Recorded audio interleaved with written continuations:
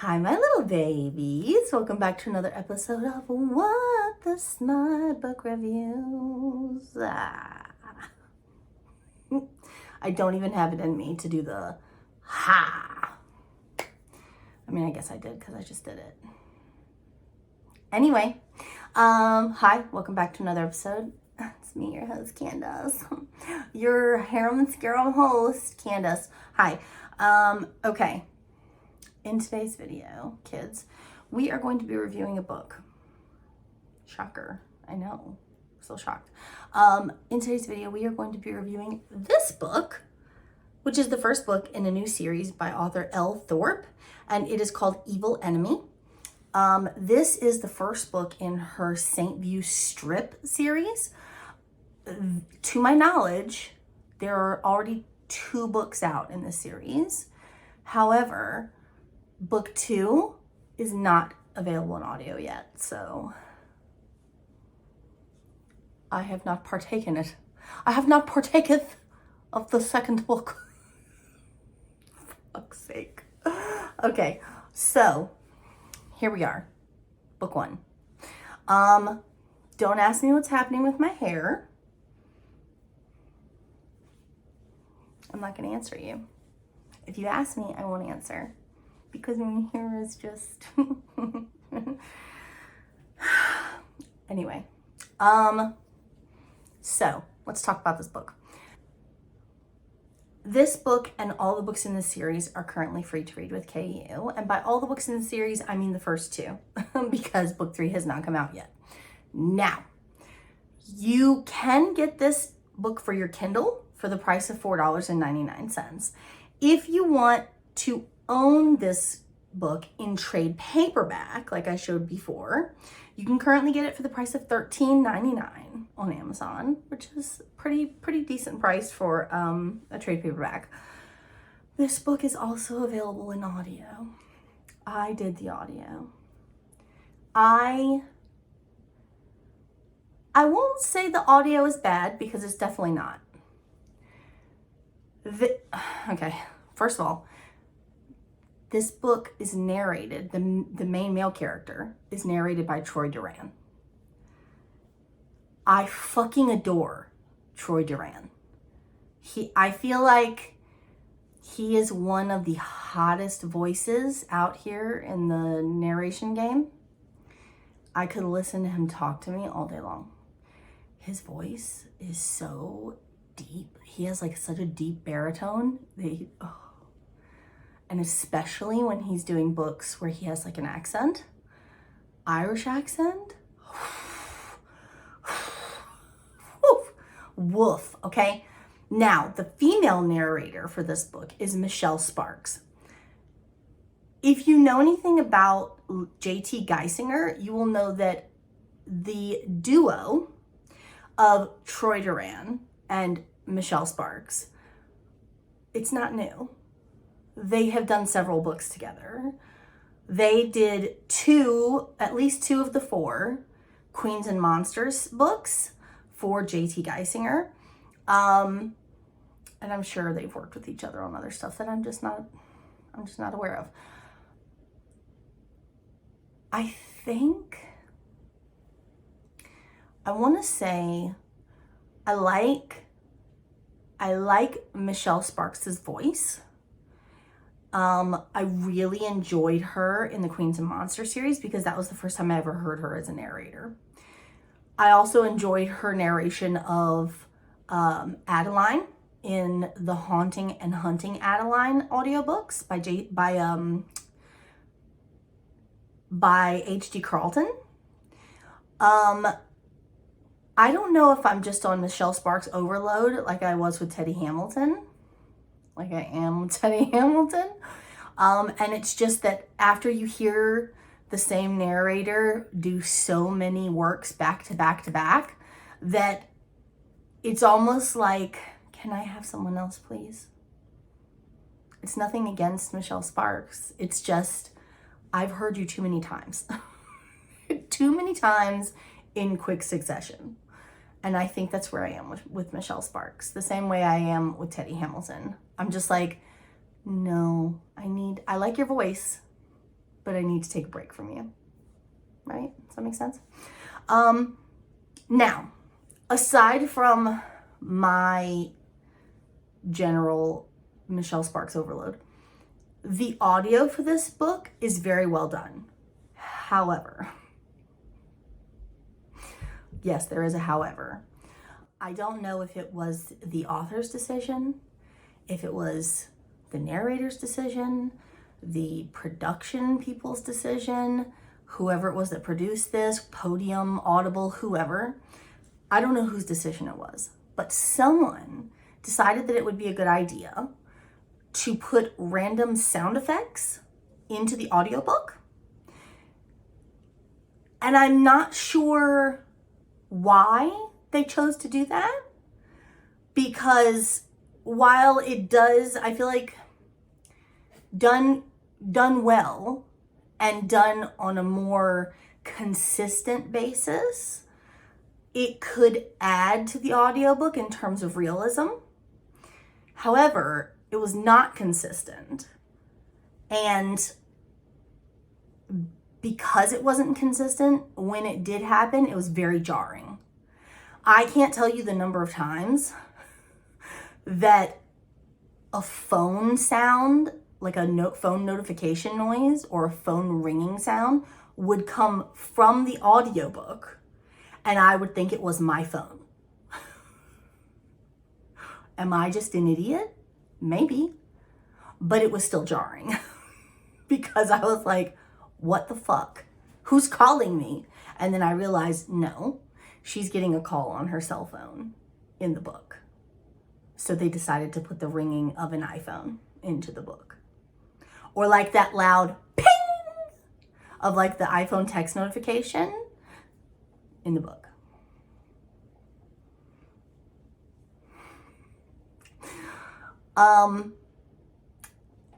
Overall, the audiobook is very well done. I did not care for that though.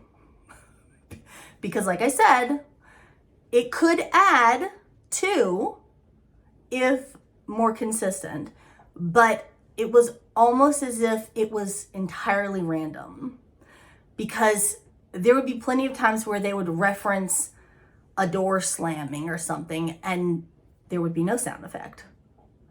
And then there were other times when she would get out of the car and slam the car door and you would actually hear pow, the slamming of a car door. Now that I've sufficiently shit all over the perfectly good audiobook, let's get into the details of the book, okay? I did not print out the blurb. Candice, why are you so dumb? Why are you so dumb? I don't know, Candice, you're just dumb. Anyway, I'll be right back. Please excuse me while I go get the blurb for this book. Let's try this again, shall we? I literally just nearly broke my printer because it was pissing me off. It's fine. Okay, so let's read the blurb, shall we? The blurb for this one, first it says, a male-female romance set in the Saint View world. Clearly this is a spin-off series.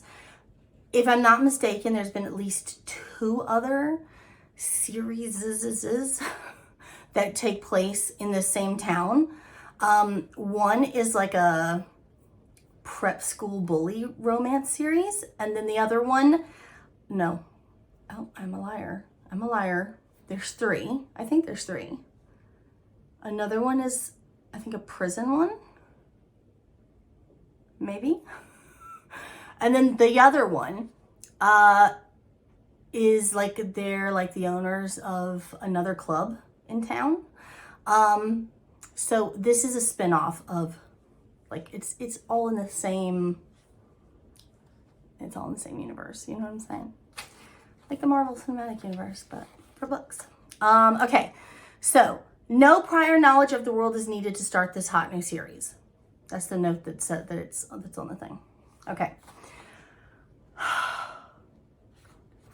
So the blurb for this one says, I'm the ruling queen of St. View Strip. After growing up poor, taking my clothes off and dancing for men is all I know. My thriving club and the people I employ are everything. They're my ride or die, and I'm theirs. Nobody is taking them away from me. So when a local politician announces plans to bulldoze everything I've spent the last 10 years working for, I won't be silenced. Not by some suit, and not by the cops. Joshua Boston can arrest me all he wants. He can come at me with strong arms and piercing eyes that make my insides tingle. He can push me up against the wall and cuff me all day long. I'll still hate him. I'll still want him. In this town of gangs, shootings, and danger around every corner, no one is safe. I'm no damsel in distress, but when a violent threat ups the stakes, it's Boston I'm forced to turn to. We may hate each other, but the real enemy is the one neither of us will see coming. And then there's like a little author note that says, Evil Enemy is a dark romance that may have triggers for some readers. It was first published in the Hate to Want You anthology.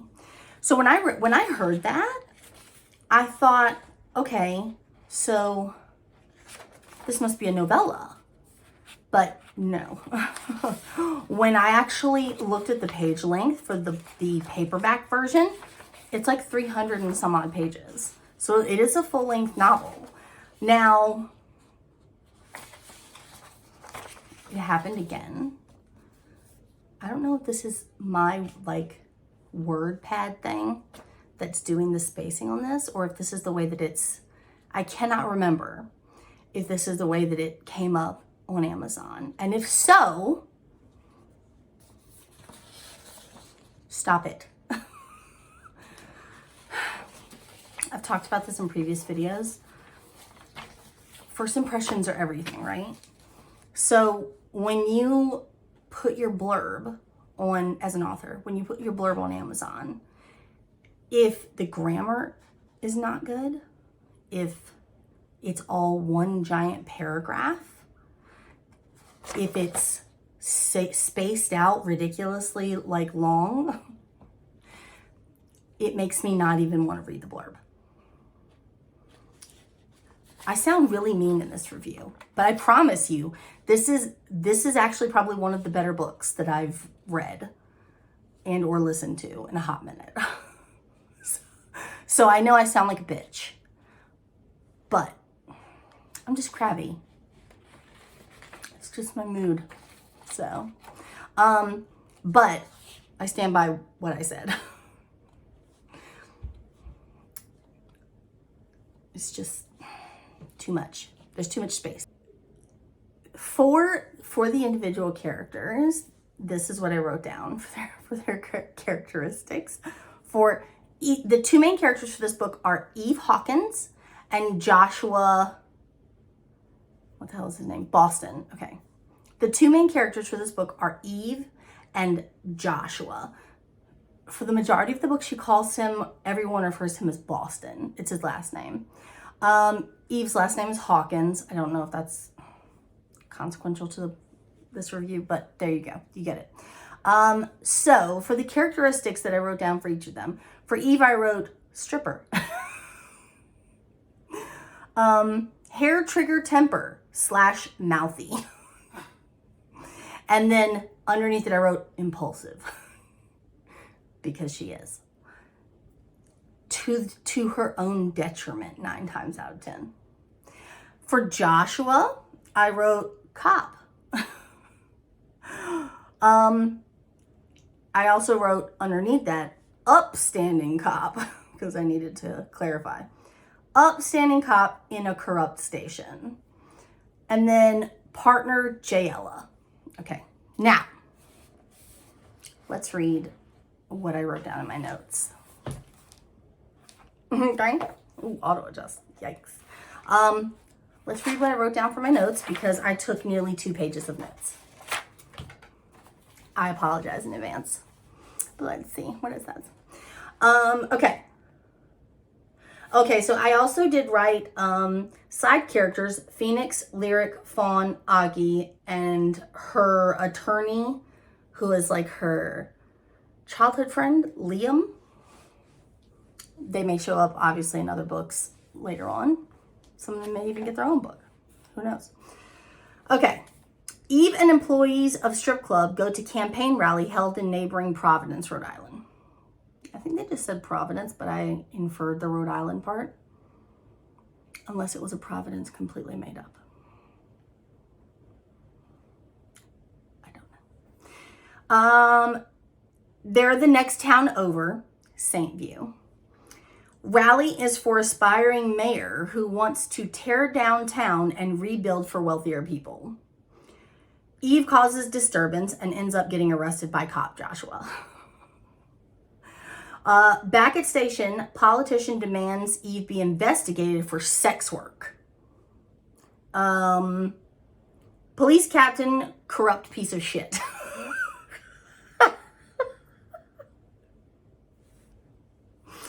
Police captain, corrupt piece of shit.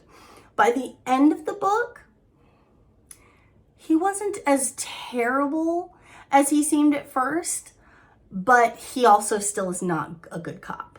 He can be bought for not that much. Okay. Assigns Boston to work like security detail for this politician's like campaign functions. They do a raid on club during busy night, shut it down, but doesn't find anything. Eve and company hosting a penis party in retaliation. William, and then in parentheses I wrote politician, that's his name, William Reed. Okay. Finds out, calls her to meet him at his home to talk. She gets there and Boston shows up. It was a setup. He called her to his house, which was empty and no one was there, so that they could then tip off the cops that someone was breaking into the house and she would be arrested again. Listen, William Reed, I didn't like him. I'm just saying, I didn't like him. Okay. Set up to look like break-in, but he lets her go.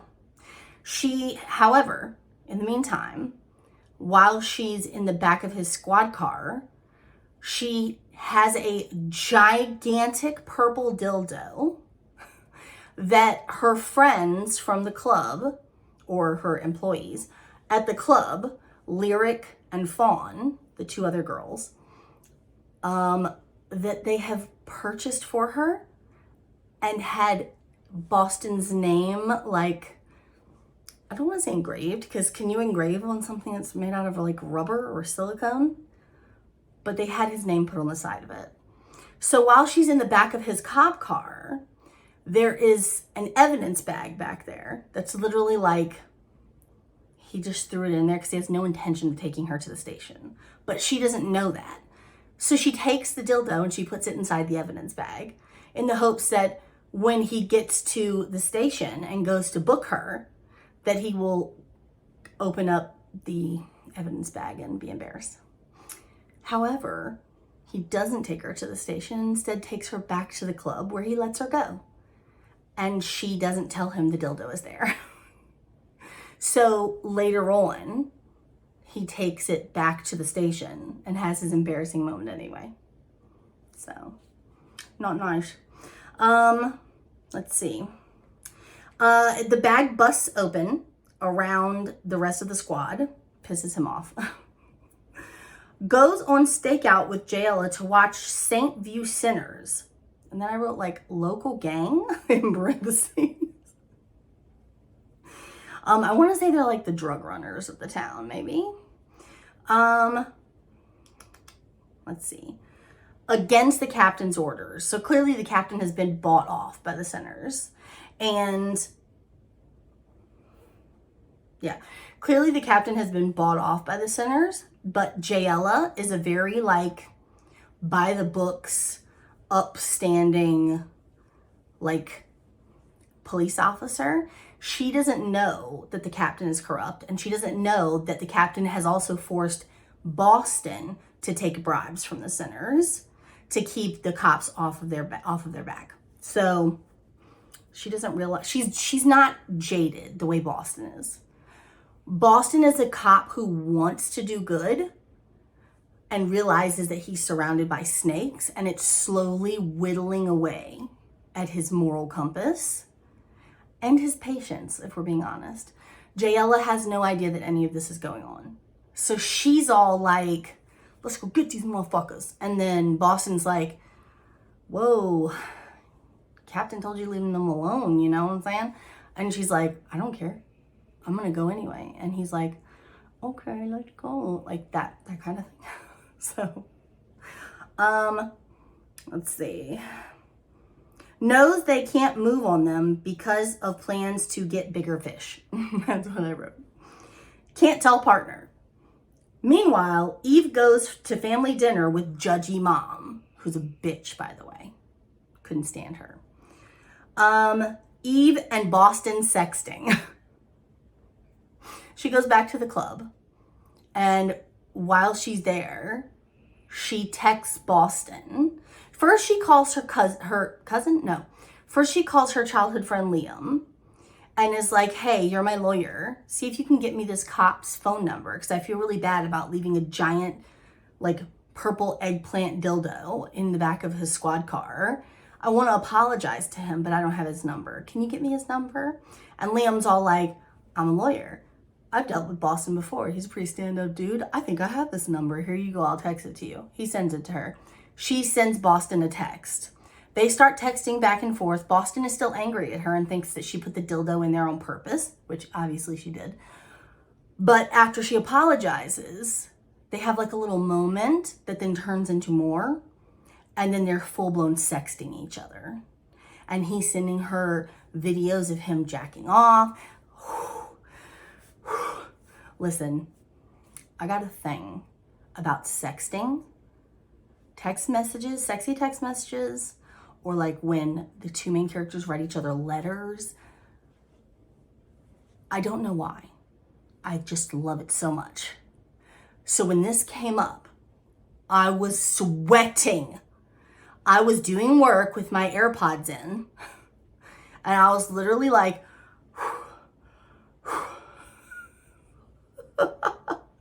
it was bad. It was good, but it was bad because I should not have been sweating like that while doing regular work.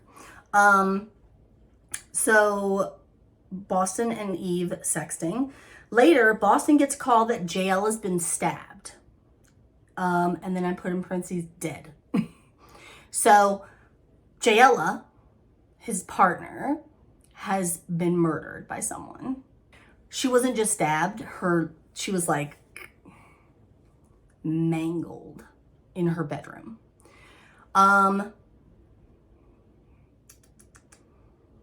Throat slit, sister May, hysterical. They live together. Says Jayella's ex was there and they were drinking. Woke up to find ex with Jayella's body. Boston is in the throes of grief. He's miserable. And he goes to arrest Jayella's ex. When he gets there, two other officers, including one who was hot for Jayella, who's like 20 years older than her, and a skeeve, is already there, and they've beaten the shit out of him. And he's apparently confessed to the murder. He didn't murder her. I don't believe for one fucking second that he murdered her. They coerced a confession out of him. And Boston's all like, if you fuck this up by coercing a confession with police brutality and cost us this case, and Jayella's murderer walks free, I'm gonna lose it. So he goes to the captain and he bitches and complains, and the captain's like, it's a done deal, he confessed. We'll conveniently lose the body cam footage. The body cam cut out. This captain's a piece of shit. Okay, other cops claimed he confessed, but he'd been beaten. Okay, Boston ends up at Eve's club. Eve lets him get drunk at the bar. Then they kiss. Augie, who is one of the male dancers at the club. There are two male dancers, Augie and Phoenix. One of them, Phoenix, if I'm not mistaken, is either gay or bisexual, because in the very beginning, when they're at the rally, he's eye fucking William Reed's son, who's like in his early 20s. So if that turns out to be a book with him and the son, I'm for it, because there was something going on there. Augie has some sexual tension with Fawn, who's like the youngest of the crew. She's not young like illegal, but she's young, like, I don't know, 19 or something. But Augie is like built, but he's like that quiet, mean type of guy where it's like no one talks to Augie. No one can tolerate Augie because he's so aggro. But for some reason, him and Fawn get along, and she like melts his icy exterior when they're together, right? So there's definitely something there. There's definitely something there. If there turns out not to be something there, I'll be very upset. Okay. Augie takes pics as blackmail. He takes pics of them while they're kissing to use as blackmail against the cop. Boston storms out because he thinks Eve set him up for this. Goes to see an informant that spies on the sinners who got arrested and is telling everyone that Boston is on the take. So the informant got arrested by another police precinct for something unrelated. And while in jail, he's telling everyone, I won't be here long because I have a cop in my pocket in St. View. His name's Joshua Boston. So Boston has to go meet with him and be like, hey, can you shut the fuck up before you get me killed? So, okay. When he gets there, he almost beats the shit out of him. Night of penis party, Boston calls in sick at William's rally to go to Eve's. She gives him a private dance. Yeah. They have sex. He asks her to be his girl. Next morning, she wakes in club to phone call from mom freaking out about penis party because it was all over social media. So angry that she lets Eve's father, who's in the background, she lets the father let slip that he's not actually Eve's dad, that William Reed is her father from an extramarital affair. Right, okay. Soon a mob of protesters gather in front of the club. Joshua sneaks her out back and takes her back to his place to take care of her in her shock from having just learned that the man who's trying to bulldoze her club is actually her daddy. Her daddy. I hate that word. I hate it.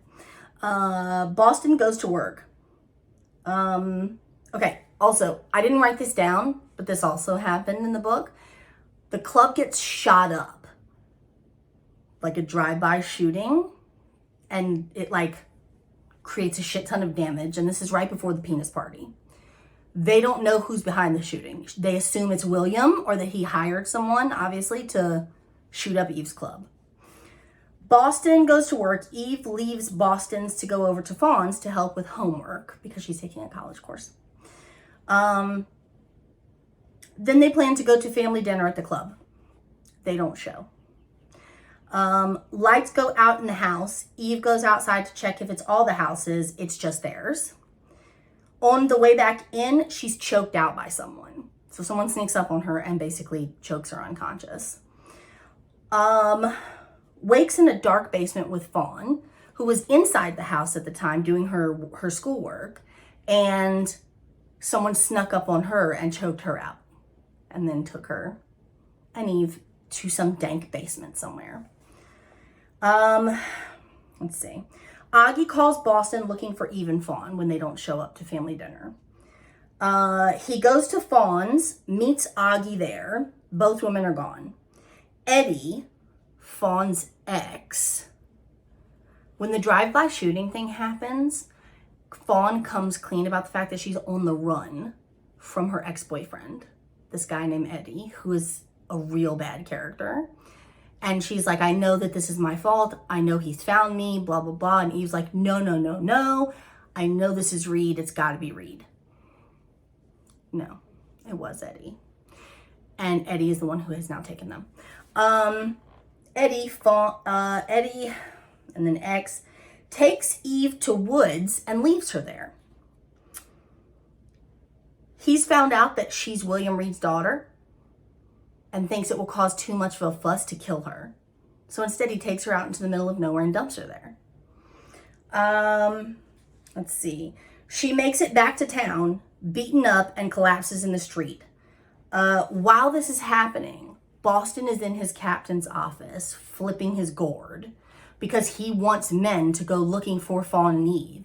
And the captain's like, nah, we're not wasting manpower on some strippers. And so he gets angry and he quits the force. For her honor. Oh, I loved it. So he's there when he gets the call. Or he's with his current partner, his new partner, this guy named Richards. He's with him when they get the call that a woman's been, there's a body in the road. It turns out to be Eve. She's not dead. She's just unconscious. He finds her. He goes with Richards and they find her in the street. He takes her back to his house where he takes care of her and then they have shower sex as if her friend isn't still missing. That part kind of annoyed me a little bit, if I'm being honest. I'm like, your employee and surrogate daughter is still missing and has been taken by this psycho, her ex, and you're taking comfort from Boston and getting fucked in the shower. Okay. Let's see. Boston opens security company. William tells everyone Eve is his daughter. It actually helps his campaign, and he wins the mayoral election. Tries to connect with Eve. Boston gets her a dog. That's what I wrote. So, at the very end, there is a chapter, which, if I'm not mistaken, it could have been an epilogue, from the POV of Fawn. And she is still being held captive. Eddie has a brother named Zane. Zane appears to have some piece of conscience inside him, but not enough to save her from his piece of shit brother. So he just stands by and watches as Eddie manhandles Fawn and then knocks her out cold with the butt of a gun. And then that's where the book ends. So Fawn is still being held captive and missing somewhere. They're actively looking for her, I would assume.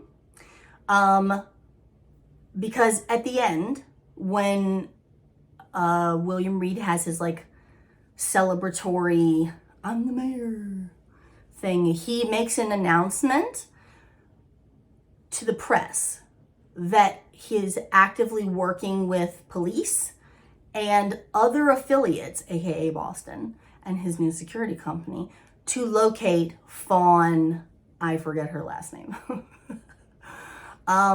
He thinks that by doing this, it will endear Eve to him because he's actually now trying to have a relationship with his daughter.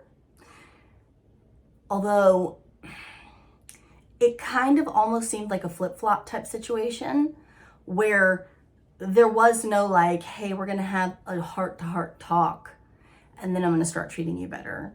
Or there's gonna be a reckoning between the two of us and then I'm gonna start treating you better. It was literally like he hated her guts one minute and the next he wanted to have a relationship with her. And I was kind of like, okay. Sure. But all in all, I did not hate it. The relationship thing, the mother, I mean, the daddy, God, daddy, the father-daughter relationship thing. Now, for the rating for the book, I would give it a solid 8.5. I feel like I've been in like a really ridiculous reading slump. I have read and disliked or started and DNF'd a handful of books in the last couple weeks.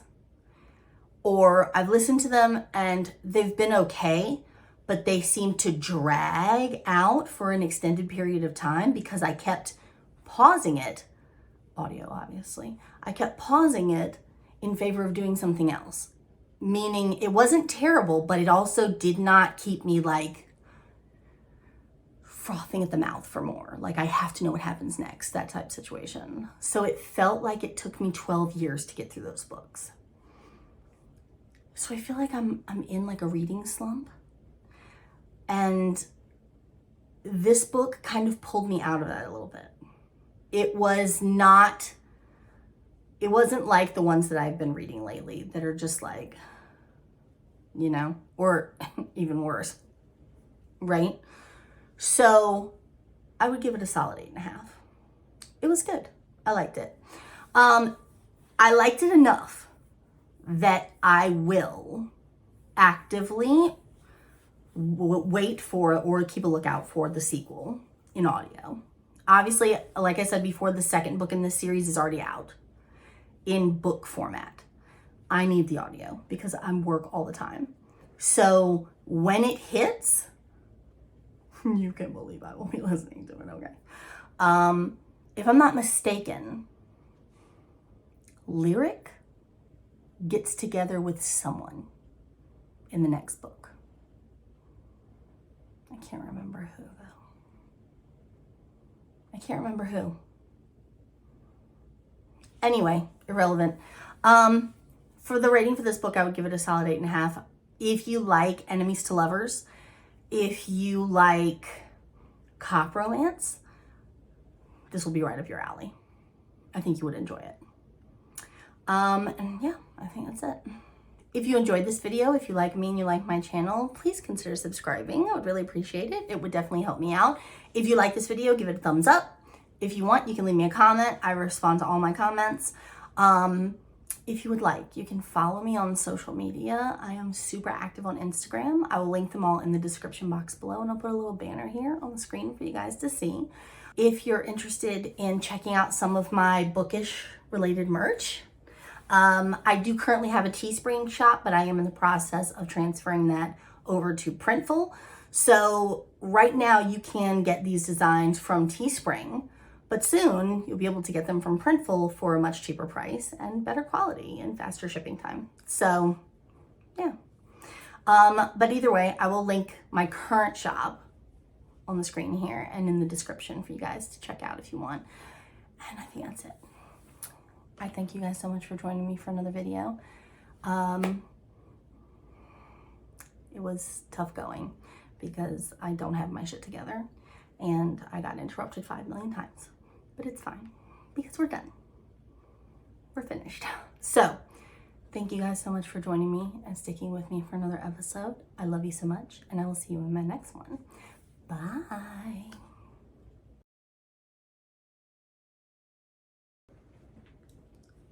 Oh my God. Okay.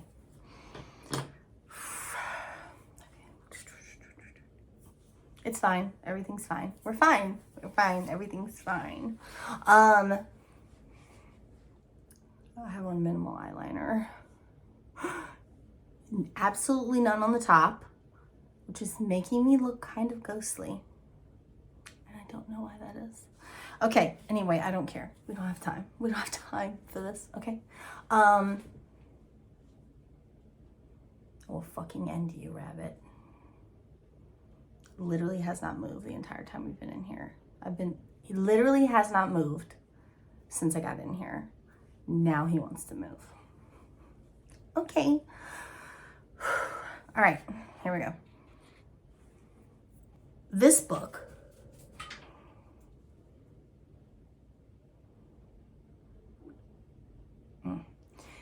Book 3 has been...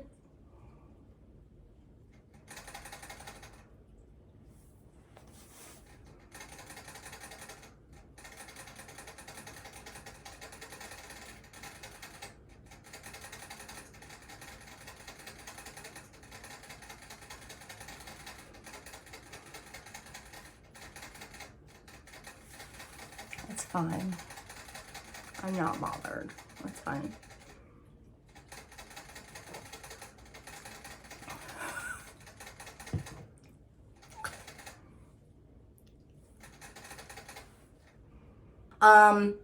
Augie has some sexual attention.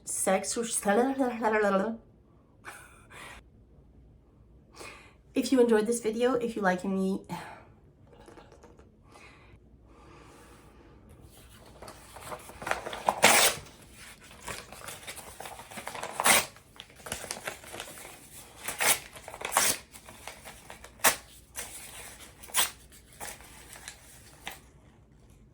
see this? This is Manic Candice. I've had a shit week and it's only Tuesday. So, yeah, think about that. Anyway, I'm gonna go. I love you guys so much. And I will see you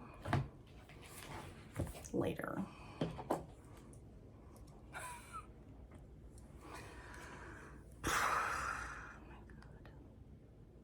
Anyway, I love you. I'll see you next time. Bye.